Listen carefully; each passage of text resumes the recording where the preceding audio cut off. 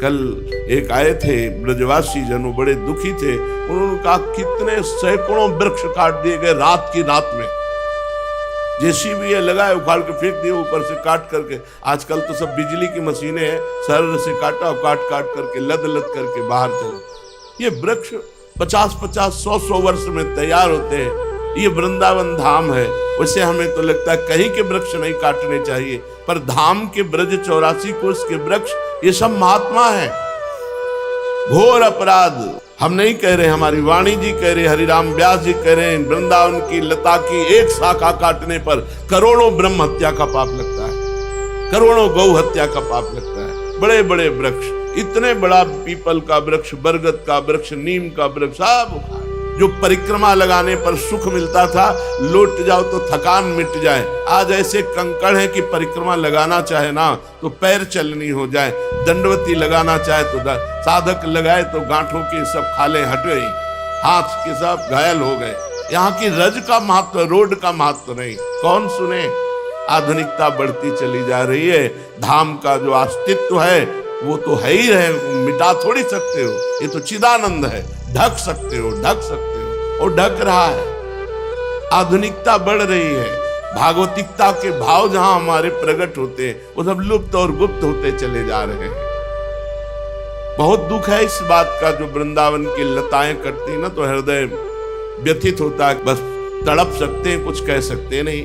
कहीं भी लता हो, दर्शन मात्र से भगवत भजन की वृद्धि करने वाली गले लगा लो तो समझते हो पूरे तीर्थ स्नान कर लो, ऐसे पवित्र नहीं होगे जैसे वृंदावन की लता को गले लगाने। तमाल, कदम एक ऐसे पावन वृक्ष हैं। अरे यहाँ का नीम बबूल भी परम पवित्र करोड़ कल्प तरुओं को हे करने वाला है। वृंदावन की लता समकोटि कल्प तरुणाएं। ये आधुनिकता से बचावे भगवान धामों को, ये ब्रज भूमि को बचावे। जो आधुनिकता है ये भजनहीन करने वाली है। जो हमारी पूर्व की लता, रजरानी, ये सब भजन बढ़ाने वाली है।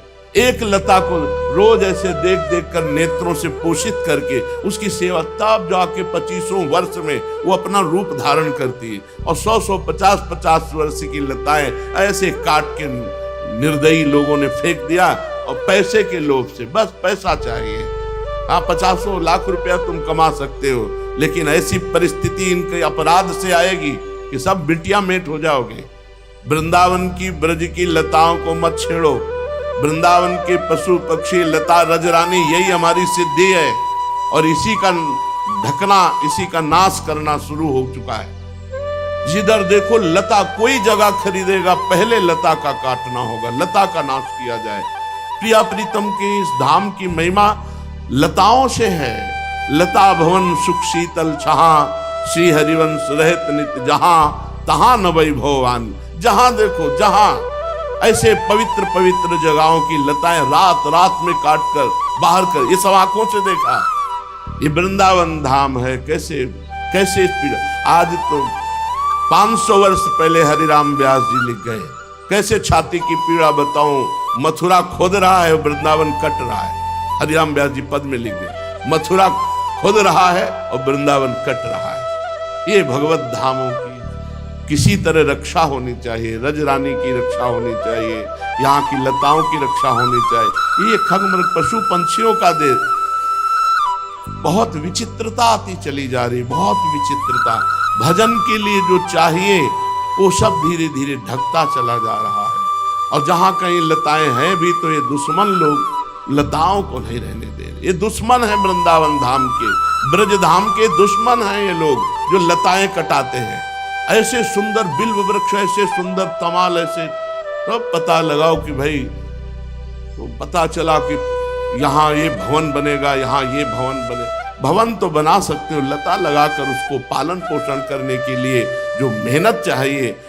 50 वर्ष में एक लता ऐसी तैयार होती है जिसके नीचे 10-20 लोग बैठ जाए, और जहां 100 लोग बैठकर कीर्तन कर सकते हैं, ऐसी लताओं को काट काट करके सब फेंक दिए गए। बड़ा दुख होता। और ये यही नहीं, पूरे ब्रजमंडल में और पूरे विश्व में जहां देखो वहां वृक्षों का हनन। और वृक्ष जीवन है, प्रकृति से हमारा पोषण होता है, प्रकृति को शुद्ध रखना। और प्रकृति को अनुकूल बनाना ये वृक्षों का है। फिर यहाँ तो भजन के अनुकूल लता ही है। बैठ रहा कुंजन के कोने, श्याम राधिका गाऊं, किशोरी तेरे चरणन की रज पाऊं। बड़ा विचित्र, बड़ा दुखद हृदय हो जाता है जब ये पता चला कि सैकड़ों वृक्ष रात के ये छठी करामात काट के फेंक दिए गए, ले जाए गए। जिधर बहुत विशाल वृक्ष का नीम का पेड़ होगा, अगर हम 2 लोग ऐसे करें तो उसकी जड़ रात रात में ढा के काट। एक वट वृक्ष, 9 किशोर वट वृक्ष काट के फेंक। ये पीपल का वृक्ष काट के फेंक दे। अरे पीपल भगवान वासुदेव का स्वरूप, वो भी वृंदावन धाम में। वृंदावन धाम में कैसे इनके कुल परंपरा की रक्षा होगी, कैसे इनके परिवार सुखी होंगे जो लताओं का हनन करते हैं वृंदावन की, और बड़ी चतुराई से।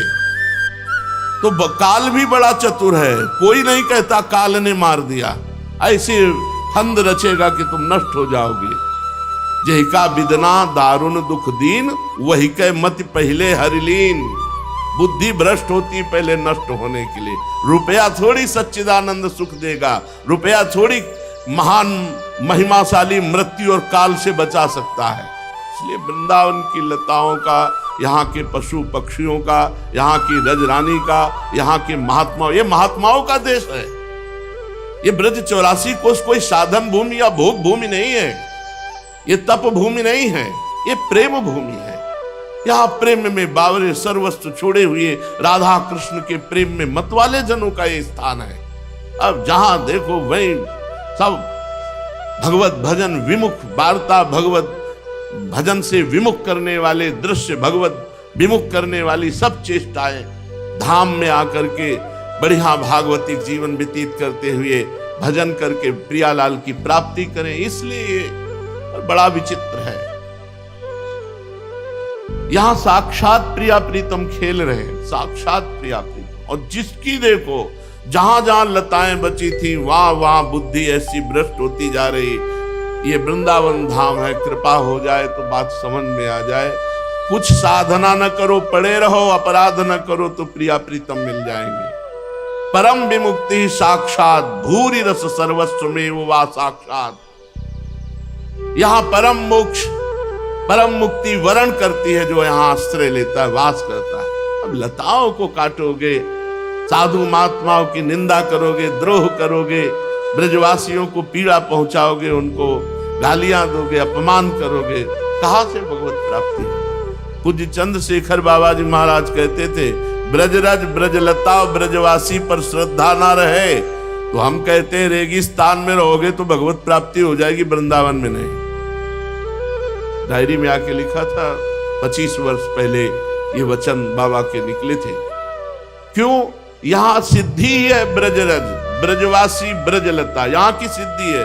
जो ब्रजवासियों के चरणों में झुकता है, ब्रजरज का लेपन करता है और ब्रजलताओं के नीचे प्रियालाल के रस भरे गीत गाता है, यही यहाँ की सिद्धि है। उसी को प्रेम की प्राप्ति हो।